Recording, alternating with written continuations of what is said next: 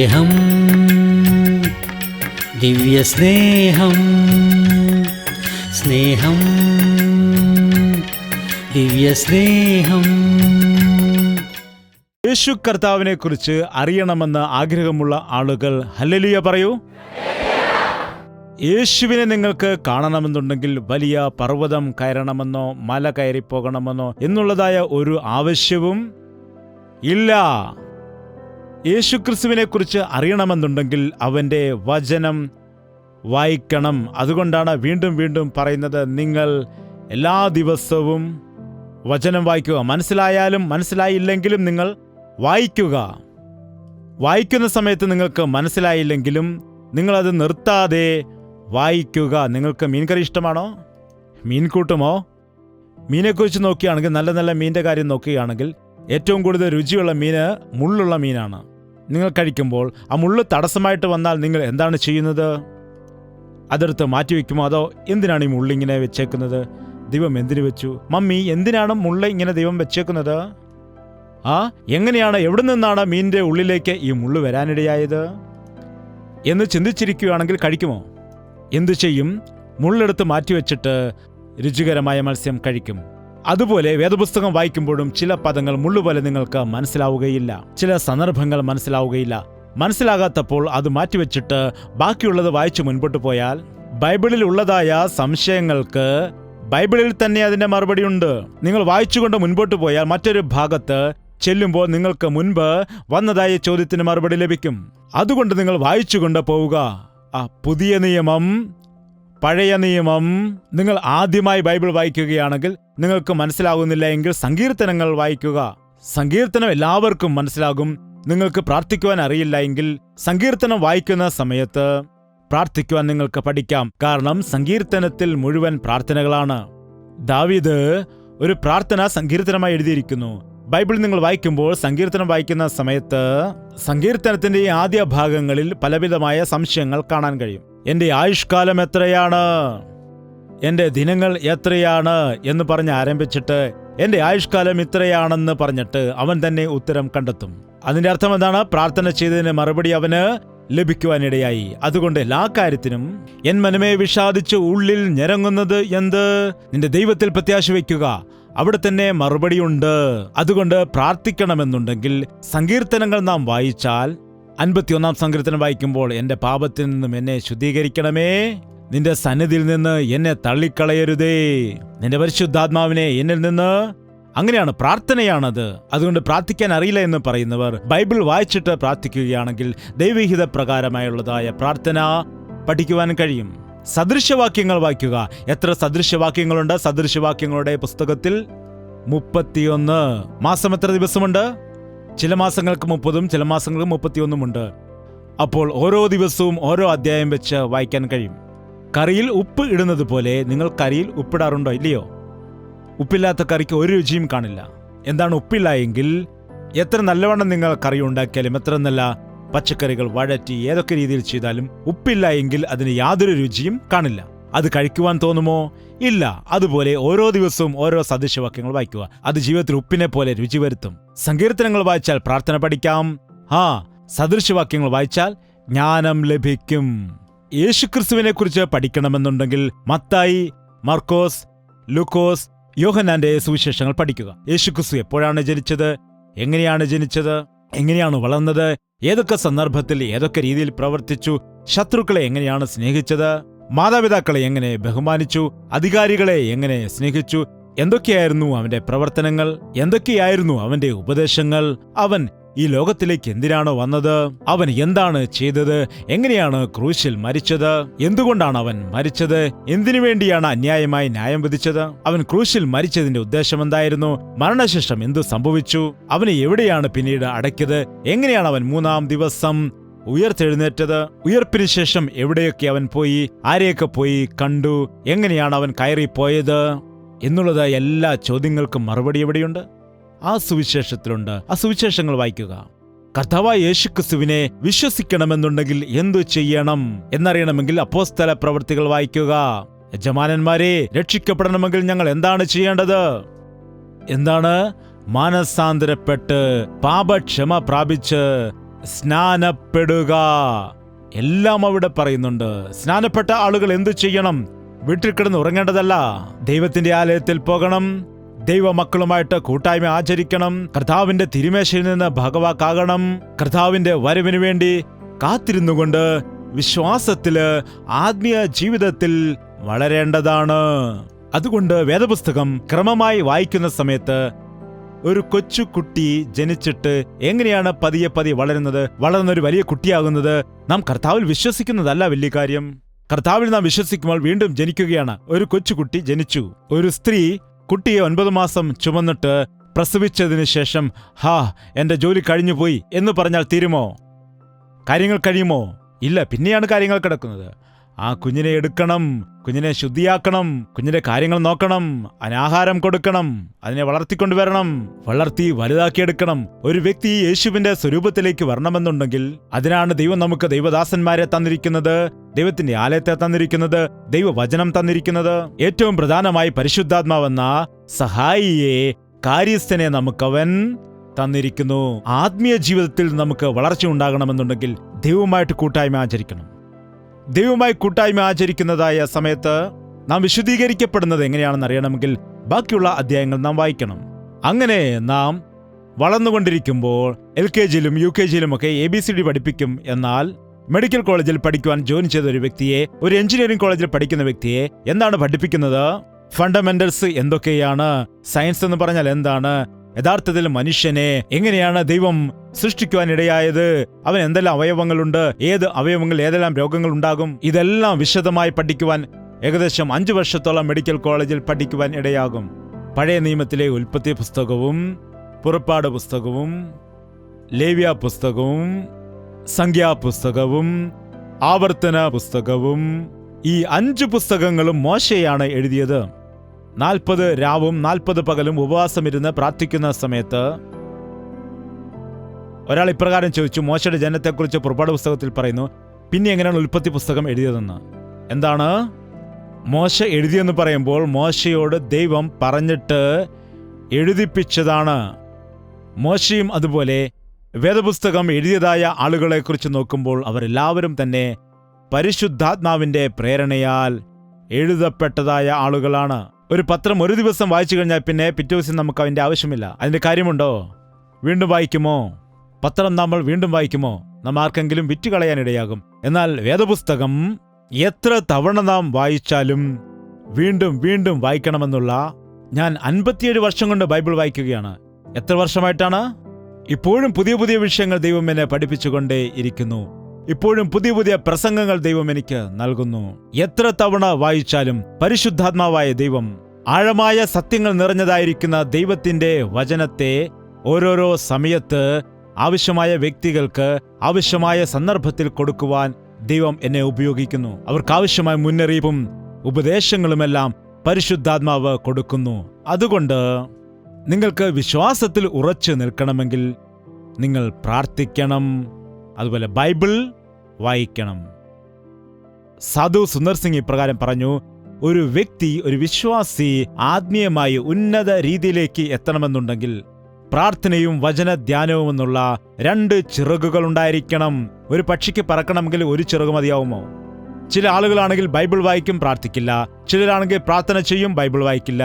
അതുകൊണ്ട് ഇവർക്ക് ആത്മീയമായി ഉന്നത ലെവലിൽ പോകുവാൻ കഴിയുകയില്ല. അപ്പോൾ ഒരുപോലെ നാം ഇവ രണ്ടും ചെയ്യുന്ന സമയം വചനം വായിച്ച ദൈവം നമ്മോട് സംസാരിക്കും. പ്രാർത്ഥിക്കുന്ന സമയത്ത് നാം ദൈവത്തോട് സംസാരിക്കുവാനിടയാകും. ദൈവത്തോട് സംഭാഷണം നടത്തുന്ന സമയത്ത് ദൈവത്തിന്റെ മനസ്സിനെ നമുക്കറിയാൻ കഴിയും, ദൈവത്തിന്റെ പദ്ധതികളെ നമുക്കറിയാൻ കഴിയും. നമുക്കതിനനുസരിച്ച് പിന്നീട് പ്രവർത്തിക്കുവാനും കഴിയുന്നതാണ്. നീ വിശ്വസിക്കുന്ന ദൈവം എത്ര വലിയവനാണെന്നറിഞ്ഞാൽ നീ ചോദിക്കുന്ന വിഷയങ്ങളും അത്ര വലിയതായിരിക്കും. ഒരു മനുഷ്യന്റെ കയ്യിൽ 1000 രൂപയുണ്ടെന്ന് നിങ്ങൾ അറിയുന്നു. അവനോട് നിങ്ങൾക്ക് പണം ചോദിക്കണമെങ്കിൽ നിങ്ങൾ എത്രയാണ് ചോദിക്കുന്നത്? 1000 രൂപയുണ്ട്, എത്ര ചോദിക്കാൻ കഴിയും? 10 രൂപ ചോദിച്ചാൽ ഒന്നും മിണ്ടാതെ എടുത്ത് തരാനിടയാകും, ഇല്ലേ? ഒരു 100 രൂപ ചോദിച്ചാലും അല്പം ആലോചിച്ചിട്ട് എന്നിട്ട് തരുവാനിടയാകും. പിന്നെ നാം എന്താണ് ചെയ്യുന്നത്? എന്തിനവനെ സങ്കടപ്പെടുത്തണം എന്ന് പറഞ്ഞിട്ട് 10 രൂപ ചോദിക്കും. 1000 ഉള്ളത് കൊണ്ട് ഈസി ആയിട്ട് 10 രൂപ നൽകാനിടയാകും. എന്നാൽ 1 കോടി രൂപ ഇരിക്കുന്ന ഒരു വ്യക്തിയുടെ കയ്യിൽ ചെന്നിട്ട് എന്താണ് ഒരു 10 രൂപ നൽകാമോ എന്ന് ചോദിച്ചാൽ എന്തായിരിക്കും അവസ്ഥ? കോടി രൂപയുണ്ടെങ്കിൽ നിങ്ങൾ എത്രയായിരിക്കും ചോദിക്കുന്നത്? 1,00,000 ചോദിക്കില്ലേ? നീ സഹായം ചോദിക്കുന്ന വ്യക്തി എത്ര വലിയവനാണെന്ന് മനസ്സിലാക്കും തോറും നിന്റെ സഹായത്തിന്റെ അളവും വർദ്ധിച്ചുകൊണ്ടേയിരിക്കും. നാം യേശുവിന്റെ അടുക്കൽ ചെന്ന് ചെറിയ ചെറിയ കാര്യങ്ങൾ അപേക്ഷിക്കുന്നു. അവൻ എത്ര വലിയവനാണ്? കോടീശ്വരനാണോ? ലക്ഷാധിപതിയാണോ? എത്ര സമ്പന്നനാണ്? വെള്ളി എനിക്കുള്ളതാകുന്നു, പൊന്ന് എനിക്കുള്ളതാകുന്നു. പിന്നെന്താണ് നാം വായിക്കുന്നത്? ഭൂമിയിലെ സകല സമ്പത്തും എന്റേതാകുന്നു, സകല മൃഗാദികളും എന്റേതാകുന്നു, ഭൂമിയും അതിന്റെ പൂർണ്ണതയും എന്റേതാണ്, എനിക്ക് സകല അധികാരവും ലഭിച്ചിരിക്കുന്നു. ഭൂമിയിലും സ്വർഗത്തിലും സകല അധികാരവുമുള്ള ദൈവത്തിന്റെ അടുക്കൽ നാം ചെന്നിട്ട് എന്താണ് ചെയ്യുന്നത്? അവന്റെ അടുക്കൽ ചെന്ന്, കർത്താവേ, എനിക്ക് 2 ജോഡി ചെരുപ്പ് നൽകണമേ എന്ന് പ്രാർത്ഥിച്ചാൽ എങ്ങനെയായിരിക്കും? പറ.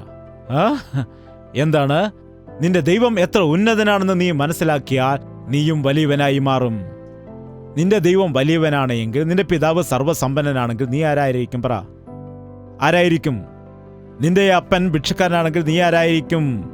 ഭിക്ഷക്കാരന്റെ മകനായിരിക്കും.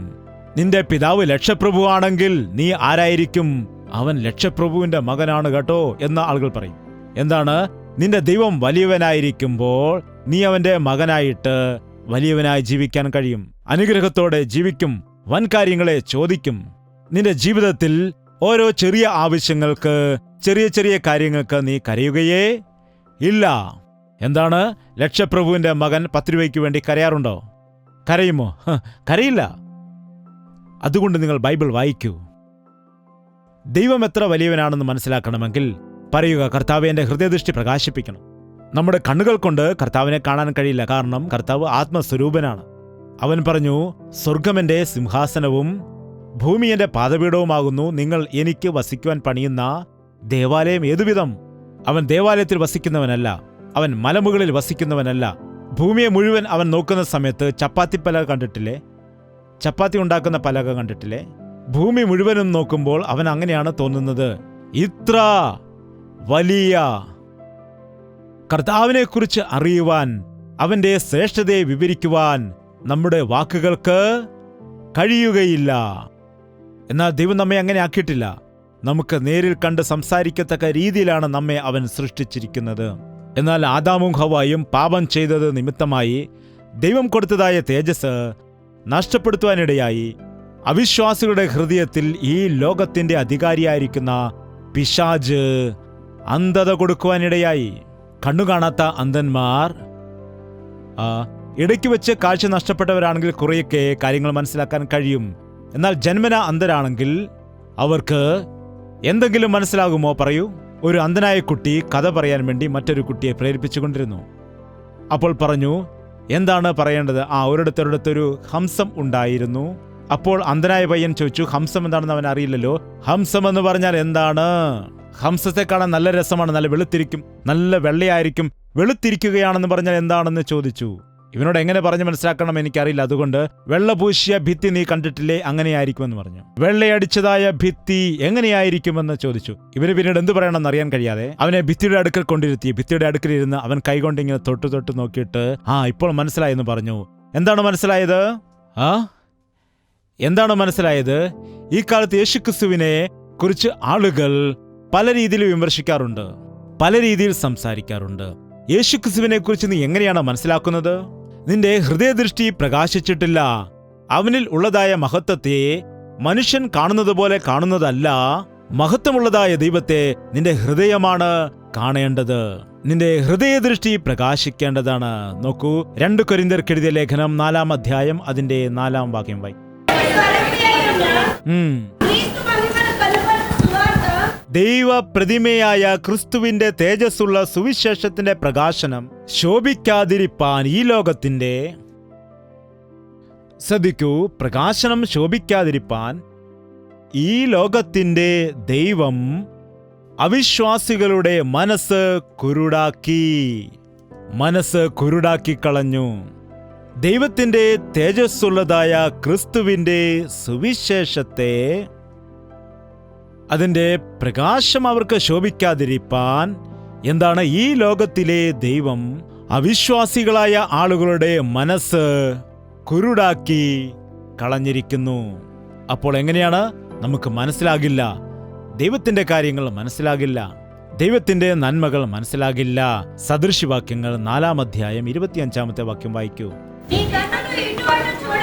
നിന്റെ കണ്ണു നേരെ നോക്കട്ടെ എന്ന് വായിക്കുന്നു. നിന്റെ കണ്ണിമ ചൊവ്വേ മുമ്പോട്ട് മിഴിക്കട്ടെ. വചനം കേൾക്കുന്ന സമയത്ത് ആരാണെങ്കിലും ശരി, അങ്ങോട്ടും ഇങ്ങോട്ടും നോക്കാതെ നേരെ മുൻപിൽ ശ്രദ്ധയോടുകൂടി നോക്കണം. അപ്പോഴേ വചനം നിനക്ക് ആഴത്തിൽ മനസ്സിലാവുകയുള്ളൂ. നിനക്ക് വേണ്ടതായ വചനങ്ങൾ നിന്റെ ഹൃദയത്തിൽ വീഴാതിരിക്കുവാൻ നീ അങ്ങോട്ട് നോക്കുമ്പോൾ ആ വാക്ക് നിന്റെ ഹൃദയത്തിൽ വീഴത്തില്ല. അങ്ങനെ പരിശുദ്ധാത്മാവിന് നിന്റെ ജീവിതത്തിൽ പ്രവർത്തിക്കുവാൻ കഴിയില്ല. അതുകൊണ്ട് ദൈവത്തിന്റെ വചനം കേൾക്കുമ്പോൾ ശ്രദ്ധിച്ച് നാം കേൾക്കണം. ഞാൻ പറയുന്ന വചനം എല്ലാവർക്കും വേണ്ടിയുള്ളതല്ല. ഇത് തീർച്ചയായും ചില വ്യക്തികൾക്ക് വേണ്ടി ചില വചനങ്ങൾ ദൈവം പ്രത്യേകം സംസാരിക്കാറുണ്ട്. നിനക്ക് ആവശ്യമായ വചനം വരുന്ന സമയത്ത് പിശാച് പറയും അങ്ങോട്ട് നോക്കൂ, അപ്പോൾ അത് നഷ്ടപ്പെടും. അതുകൊണ്ട് നീ എത്ര സമയം വന്നിരുന്നാലും നിനക്ക് അനുഗ്രഹമുണ്ടാകില്ല. അതുകൊണ്ടാണ് നിങ്ങളത് പഠിക്കണം. ഇവിടെ തന്നെയല്ല, നിങ്ങളുടെ സഭയിൽ പോയാലും നിങ്ങളുടെ ദൈവദാസൻ ശ്രദ്ധിച്ചില്ലെങ്കിലും എന്നെപ്പോലെ എല്ലാവരും ശ്രദ്ധിക്കില്ലായിരിക്കാം. ആവശ്യമുള്ളവർ കേൾക്കട്ടെ എന്ന് വിചാരിക്കാറുണ്ട്. ഞാൻ പറയാനുള്ളത് പറയുമെന്ന് പറഞ്ഞ് കണ്ണടച്ച് പറയുന്ന ദൈവദാസന്മാർ ഇന്ന് അനേകരുണ്ട്. നിങ്ങളെ സഹിക്കവയ്യാതെ എന്താണ് പറയുന്നത്, അവർ കേൾക്കുകയാണെങ്കിൽ കേൾക്കട്ടെ, കേട്ടില്ലെങ്കിൽ പിന്നെ എനിക്കെന്താണ്, ആരെങ്കിലും എഴുന്നേറ്റ് പോയാൽ എനിക്കെന്താണ്. അതുകൊണ്ട് കണ്ണുമടച്ചുകൊണ്ട് കർത്താവ് പറഞ്ഞത് പറയുകയാണ് ചെയ്യുന്നത്. എന്നാൽ എനിക്ക് അങ്ങനെ ഒരിക്കലും സാധിക്കില്ല. വചനം കേൾക്കുന്ന എല്ലാവരും നന്മ പ്രാപിക്കണം, അല്ലാതെ ആരും നഷ്ടപ്പെട്ടു പോകാൻ പാടില്ല. അതുകൊണ്ടാണ് ഒരു അമ്മ എങ്ങനെയാണ് തൻ്റെ കൊച്ചു കുഞ്ഞിന് ആഹാരം കൊടുക്കുന്ന സമയത്ത് ചില അമ്മമാരാണെങ്കിൽ ദേഷ്യപ്പെടും. എന്താണ്, തിന്നടാ തിന്നടാ, തിന്ന് അങ്ങനെ നിർബന്ധിച്ച് തീറ്റിക്കാറുണ്ട്. ചില അമ്മമാരെന്ത് ചെയ്യുമെന്നറിയാമോ, ആ കുഞ്ഞിനെ എടുത്തുകൊണ്ട് അമ്പിളിമാമനെ നോക്കിക്കേ, പട്ടിയെ നോക്കിക്കേ, പൂച്ചക്കുട്ടി നോക്ക്, എന്താണ് ഓരോരോ കഥകളൊക്കെ പറഞ്ഞു കൊടുത്തിട്ട് ആ കുഞ്ഞിനെ സന്തോഷിപ്പിച്ചുകൊണ്ട് അവനറിയാതെ ഭക്ഷണം കഴിക്കുകയും ചെയ്യും. എന്നാൽ ദേഷ്യപ്പെട്ട് കഴിപ്പിച്ചാൽ അവൻ കരയും. നിർബന്ധിച്ച് കഴിപ്പിച്ചാൽ പിന്നെ അത് ദഹിക്കത്തില്ല. അതിനുവേണ്ടി പിന്നെ നമുക്ക് മരുന്ന് കൊടുക്കണം. എനിക്കങ്ങനെ ദേഷ്യം പഠിപ്പിച്ച് തീറ്റിക്കാൻ അറിയില്ല. പതിയെ തട്ടി ഭക്ഷണം കൊടുക്കും. നോക്കൂ, ഈ ദിവസം നിങ്ങളുടെ മുൻപിൽ വന്നിരിക്കുന്നത് ഏതെങ്കിലും ഒരു പ്രസംഗം ചെയ്തിട്ട് പോകുവാൻ വേണ്ടിയല്ല. നിങ്ങളുടെ ജീവിത രീതിയിൽ ഒരു മാറ്റമുണ്ടാകണം. ആ പ്രാർത്ഥനയിൽ പങ്കെടുത്തിട്ട് വന്നതിന് ശേഷം ഞാൻ എല്ലാ ദിവസവും പ്രാർത്ഥിക്കുന്നുണ്ട്. ഞാൻ എല്ലാ ദിവസവും മുടങ്ങാതെ ബൈബിൾ വായിക്കുന്നുണ്ട്. എനിക്ക് ആത്മീയമായി ബലം കിട്ടുന്നുണ്ട്. ഞാൻ മദ്യപാനം ഉപേക്ഷിച്ചു കളഞ്ഞു. എൻ്റെ ഭർത്താവിനോട് കലഹിക്കുന്നത് ഞാൻ ഉപേക്ഷിച്ചിരിക്കുന്നു. എൻ്റെ ഭാര്യയെ എനിക്കിപ്പോൾ സ്നേഹിക്കാൻ കഴിയുന്നുണ്ട്. എൻ്റെ മാതാപിതാക്കളെ ബഹുമാനിക്കുവാൻ ഞാൻ പഠിച്ചിരിക്കുന്നു. എൻ്റെ കുടുംബത്തിൽ ഇപ്പോൾ സമാധാനം വന്നിരിക്കുന്നു എന്ന് നാളെ മുതൽ നിങ്ങൾ സാക്ഷ്യം പറയുകയാണെങ്കിൽ അതാണ് ഈ മീറ്റിംഗ് കൊണ്ടുള്ളതായ പ്രയോജനം. കാക്കനാടിൽ ഒരു ദിവസം ഒരു ദൈവദാസൻ എന്നെ മീറ്റിംഗിന് വേണ്ടി ക്ഷണിച്ചു. അന്ന് എന്തുകൊണ്ടോ ദൈവം എനിക്ക് കലഹത്തെക്കുറിച്ചാണ് പ്രസംഗിക്കാൻ പറഞ്ഞത്. വഴക്കിനെക്കുറിച്ചും കലഹത്തെക്കുറിച്ചും ഒക്കെ അങ്ങനെ പ്രസംഗിക്കുവാനിടയിൽ ഞാനൊന്നും നോക്കില്ല. നമ്മുടെ നാട്ടുകാരോ നമ്മുടെ ദേശമൊന്നും അല്ലല്ലോ. അപ്പോൾ ടി വിയിലുള്ള ശുശ്രൂഷയുമില്ല പിന്നീട് കാണുവാനൊന്നും അത്. എന്നാൽ ഇപ്പോൾ ഇവരെ കണ്ടിട്ട് ഞാൻ പോയാൽ പിന്നെ അവരെ കാണത്തില്ല. അതുകൊണ്ട് ഒന്നും എനിക്ക് പേടിക്കേണ്ടതായിട്ടില്ല. അങ്ങനെയെല്ലാം പറഞ്ഞു വന്നതിന് ശേഷം 2 മാസം കഴിഞ്ഞിട്ട് ആ പാസ്റ്ററെ ഞാൻ കാണുവാനിടയായി. എന്നോട് പറഞ്ഞു, ബ്രദർ, എന്നെ നിങ്ങൾ രക്ഷിച്ചു ബ്രദർ. നിങ്ങൾ വന്ന് പോയതിനു ശേഷം ഞങ്ങളുടെ ആ ദേശത്ത് ആരും ചീത്ത വിളിക്കുന്നില്ല. അതുപോലെ തന്നെ അവിടെ ഒരു വഴക്കിനെ കുറിച്ചും ഇപ്പോൾ കേൾക്കുന്നില്ല ബ്രദർ. പ്രധാനമായും വഴക്കും ചീത്തവിളിയും കേൾക്കുന്നത് ആ പൈപ്പിന്റെ ചുവട്ടിൽ ആയിരുന്നു. അവിടെയുള്ള ഒരാളുടെ കുടമെടുത്തിട്ട് മറ്റേയാൾ കുടം എടുത്ത് വെക്കാനിടയാകും. മറിയയുടെ കുടമെടുത്തിട്ട് ശാന്തയുടെ കുടം അവിടെ വെക്കാനിടയാകും. അവസാനം ശാന്തയും മറിയയും കൂടെ തലമുടി പിടിച്ച് അങ്ങോട്ടും ഇങ്ങോട്ടും ചീത്ത വിളിക്കുകയും വഴക്കുണ്ടാക്കുകയും തുടങ്ങും. എന്നാൽ മീറ്റിംഗിൽ ഇവർ സംബന്ധിച്ചതിന് ശേഷമായിട്ട് ഇവർ ചെന്നിട്ട് ഇപ്പം വെള്ളം പിടിക്കണം, നിങ്ങൾ ആദ്യം പിടിച്ചു, അത് കഴിഞ്ഞ് ഞാൻ പിടിച്ചോളാം ചേച്ചി. അന്നു മുതൽ ആരെങ്കിലും ചീത്ത വിളിക്കാൻ വേണ്ടി വായി തുറന്നാൽ ജയ്പോൾ പാസ്റ്റർ എന്താണ് പറഞ്ഞിട്ട് പോയത്? ചീത്ത വിളിക്കാൻ വേണ്ടി വരുന്ന ആളുകൾ പോലും പിന്നെ മൗനമായിട്ട് തിരിച്ചുപോയെന്നാണ്. അപ്പോൾ ഞാൻ വിചാരിച്ചു, ഇത്രയും നാൾ ഞാൻ നടത്തിയതായ മീറ്റിംഗുകളിൽ വെച്ച് അതാണ് ഏറ്റവും വലിയ മീറ്റിംഗ് ആയി തീർന്നതെന്ന്. വലിയ ജനമൊന്നുമില്ലായിരുന്നു, 200 ആളുകൾ മാത്രമേ ഉള്ളായിരുന്നു. എന്നാൽ ആ ദേശത്ത് വഴക്ക് അവസാനിക്കുവാനിടയായി. അതുപോലെ ചീത്തവിളി മാറുവാനിടയായി. ദൈവത്തിന്റെ സന്നിധിയിൽ വരുന്ന ആളുകൾക്ക് മാറ്റമുണ്ടാകണം, മാനസാന്തരപ്പെടണം. നാം നമ്മുടെ പഴയ സ്വഭാവമെല്ലാം വിട്ടിട്ട് പുതിയ സ്വഭാവത്തെ, വരുന്ന ആളുകൾ അതുപോലെ തന്നെ മടങ്ങിപ്പോയാൽ വന്നതുകൊണ്ട് പ്രയോജനം എന്താണ്? ഒരു സിനിമ കാണാൻ പോയ ആളുകൾ അങ്ങോട്ട് വഴക്കൊക്കെ ഉണ്ടാക്കി ചീത്ത പറഞ്ഞിട്ടൊക്കെ തമാശയൊക്കെ പറഞ്ഞു പോകും. അവിടെ സിനിമയൊക്കെ കണ്ടിട്ട് തിരിച്ചു വരുന്നതായ സമയത്ത് വീണ്ടും പഴയ പോലെ തന്നെയാണ് തിരിച്ചു വരുന്നത്. ശരിയല്ലേ? പിന്നെ മീറ്റിങ്ങിന് വരുന്ന ആളുകളും അങ്ങനെ വന്നാൽ സിനിമ കാണാൻ പോയതിനും ദൈവസന്നിധിയിൽ വന്നതിനും തമ്മിൽ വ്യത്യാസമുണ്ടോ? ഒരുപക്ഷെ മീറ്റിങ്ങിന് വരുന്ന സമയത്ത് ആരോടെങ്കിലും വഴക്കുണ്ടാക്കിയിട്ടായിരിക്കും വരുന്നത്. ഞങ്ങളുടെ മദ്രാസിൽ അടുത്തടുത്താണ് ചെറിയ വീടുകൾ ഉള്ളത്. ഒരു സ്ത്രീയാണെങ്കിൽ തങ്ങളുടെ വീട്ടിലെ വേസ്റ്റ് മുഴുവൻ അടുത്ത വീട്ടിലേക്ക് തൂത്തുവിടുകയാണ്. ബൈബിൾ പിടിച്ചുകൊണ്ട് ചർച്ചിൽ പോകാൻ വേണ്ടി ആലോചിച്ചിറങ്ങി വരുമ്പോൾ ഇത് കണ്ട് ചീത്ത വിളിച്ച് അവസാനം പറയുകയാണ്, ചർച്ചിൽ പോകാൻ സമയമായി, ഞാൻ വന്നിട്ട് തരാമെന്ന് എന്ന് പറഞ്ഞിട്ട് സഭയിൽ വരുവാനിടയായി. ചർച്ചിൽ വന്ന് നല്ലോണം പാട്ടൊക്കെ പാടി ആരാധിച്ച് പ്രസംഗമൊക്കെ കേട്ടിട്ട് പിന്നെ വീട്ടിൽ പോയി ബൈബിൾ അവിടെ കൊണ്ടിട്ടിട്ട് വീണ്ടും സാരിയൊക്കെ എടുത്ത് കുത്തി നീ എന്താടി നീ കാണിച്ചു വെച്ചതെന്ന് ചോദിക്കുകയാണെങ്കിൽ ചർച്ചിൽ വന്നുകൊണ്ട് എന്തെങ്കിലും പ്രയോജനമുണ്ടോ? ചർച്ചിൽ പോയത് എന്തിനായിരുന്നു? അങ്ങനെ പോകുന്ന ആളുകൾ എന്ത് ചെയ്യണം? ചർച്ചിൽ പോയിട്ട് വന്നിട്ട് പറയാമെന്ന് പറയുന്ന ആളുകൾ ദൈവത്തിന്റെ സന്നിധിയിൽ വരുമ്പോൾ എന്താണ് ചെയ്യേണ്ടത്? നിങ്ങളുടെ ദൈവം നിങ്ങളോട് ക്ഷമിക്കേണ്ടതിന് നിങ്ങൾ മറ്റുള്ളവരോട് ക്ഷമിക്കുക എന്ന് പറഞ്ഞു. ചേച്ചി എന്തോ ധൃതി വെച്ച് പറഞ്ഞതാണ്, എന്നോട് ക്ഷമിക്കണം, അറിയാതെ ഞാൻ വായിൽ വന്നതൊക്കെ വിളിച്ചു പറഞ്ഞു, ചീത്ത വിളിച്ചു, അതൊന്നും ചെയ്യാൻ പാടില്ലായിരുന്നു, എന്നോട് ക്ഷമിക്കണം എന്ന് പറയുകയാണെങ്കിൽ അവിടെ എന്താണ് സംഭവിക്കുന്നത്? നീ മാനസാന്തരപ്പെടുകയാണ്. അവളുടെ വിശ്വാസത്തെ അയൽവക്കത്തെ സ്ത്രീയും വിശ്വസിക്കുവാനിടയാകും. അല്ലെങ്കിൽ ചോദിക്കും, എന്ത് ലാഭമാണ് നീ ആരാധനയ്ക്ക് പോയിട്ട് വന്നതുകൊണ്ട് എന്ന് ചോദിച്ചാൽ നിനക്കും നാണക്കേടാണ്, നിന്റെ ദൈവത്തിനും നാണക്കേടാണ്. യേശുവിന്റെ അടുക്കൽ വരുന്ന ആളുകൾ വന്നതുപോലെ തിരികെ പോകില്ല. വിലാപത്തോടുകൂടി വന്ന ആളുകൾ സന്തോഷത്തോടെ മടങ്ങിപ്പോകും. ദുഃഖത്തോടുകൂടി വന്ന ആളുകൾ സമാധാനത്തോടെ മടങ്ങിപ്പോകും. രോഗത്തോടുകൂടി വന്ന ആളുകൾ സൗഖ്യത്തോടുകൂടി. നിങ്ങൾ വായിക്കണം, ബൈബിൾ വായിക്കണം, അതാണ് പറയുന്നത്.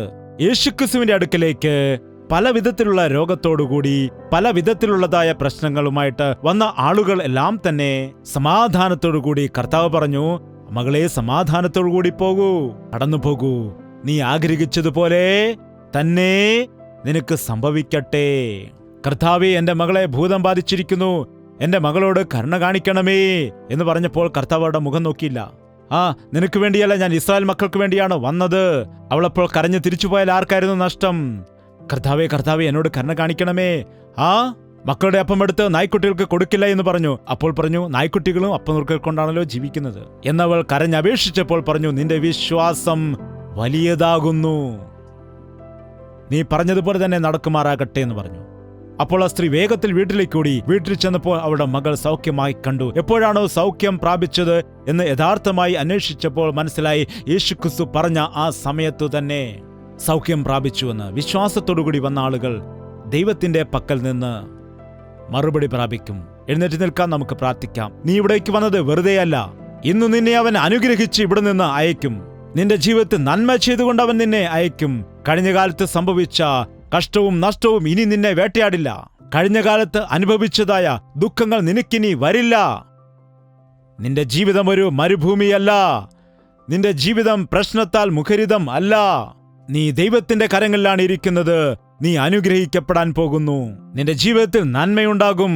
നീ വിശ്വസിക്കുക. നിന്നെ തന്നെ ദൈവത്തെങ്കിലേക്ക് ഏൽപ്പിക്കുക. നിന്റെ തെറ്റുകൾ ഏറ്റുപറയുക. നിന്റെ പാപത്തെക്കുറിച്ച് നീ പശ്ചാത്തപിക്കുക. നിനക്ക് വേണ്ടി പ്രാണൻ നൽകിയ യേശുവെങ്കിലേക്ക് നീ നോക്കൂ. യേശുവേ, എന്റെ ഹൃദയത്തിലേക്ക് നീ വരണമേ. എന്റെ ജീവിതത്തെ നീ മാറ്റണമേ. എന്നെ ഇത്രത്തോളം സ്നേഹിക്കുന്ന എന്റെ യേശുവേ, നിന്നെ വിട്ടിട്ട് ഞാൻ എവിടേക്കോ പോകുവാനിടയായി. എന്നോട് ക്ഷമിക്കണമേ എന്ന് പൂർണ്ണ മനസ്സോടുകൂടി ദൈവസന്നിധിയിൽ പ്രാർത്ഥിക്കൂ. പരിശുദ്ധനായ സ്നേഹമുള്ള പിതാവേ, ഒരിക്കൽ കൂടി നിന്റെ മക്കളെ നീ ദർശിക്കണമേ.